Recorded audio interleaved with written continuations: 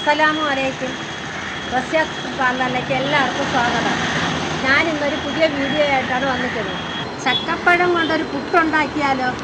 നമ്മൾ എടുത്തു വച്ചേക്കുന്ന ചക്ക ഒരു മിക്സിയുടെ ജാറിലോട്ടിട്ട് നല്ലതുപോലെ അടിച്ചെടുക്കണം.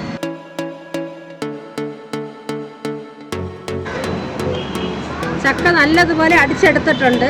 ഞാനിവിടെ 1/2 കിലോ പുട്ടുപൊടിയാണ് എടുത്തേക്കുന്നത്. അതൊരു ബൗളിലോട്ടിട്ട് അതിനാവശ്യമായ ഉപ്പും ഇട്ട് നമ്മൾ അരച്ചു വെച്ച ചക്കപ്പഴത്തിൻ്റെ പേസ്റ്റ് അതിലോട്ട് ഒഴിച്ചു കൊടുക്കണം. അത് മാവിലോട്ട് നല്ലതുപോലെ മിക്സ് ആക്കണം. ഒരല്പം വെള്ളവും കൂടെ ഒഴിച്ച് 10 മിനിറ്റ് കുതിർക്കാൻ വേണ്ടി വെക്കണം. 10 മിനിറ്റ് കഴിയുമ്പോൾ നല്ലതുപോലെ കുതിർന്ന് മാവൊക്കെ നല്ല സെറ്റായി വരും. 10 മിനിറ്റ് കഴിഞ്ഞപ്പോൾ നമ്മുടെ മാവെല്ലാം നല്ലതുപോലെ കുതിർന്ന് വന്നിട്ടുണ്ട്. ഇനി നമുക്കൊരു പുട്ടുപൊടി അടുപ്പിൽ വെച്ച് നമുക്ക് പുട്ട് അവിച്ചെടുക്കാം.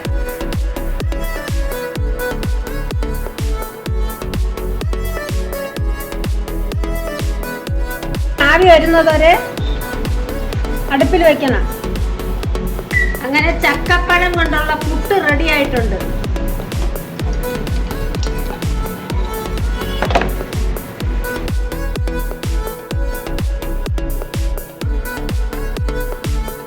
നല്ല ടേസ്റ്റാണ്. ഇതിനിപ്പോൾ കറിയുടെ ഒന്നും ആവശ്യമില്ല. അല്പം പഞ്ചസാര ഇട്ടാലും നല്ല ടേസ്റ്റായിട്ട് കഴിക്കാം. കുട്ടികൾക്കെല്ലാം കൊടുക്കാൻ പറ്റിയതാണ്. ഇഷ്ടപ്പെട്ടുവെങ്കിൽ സബ്സ്ക്രൈബ് ചെയ്ത്, ലൈക്ക് ചെയ്ത്, ഷെയർ ചെയ്ത് സപ്പോർട്ട് ചെയ്യണം.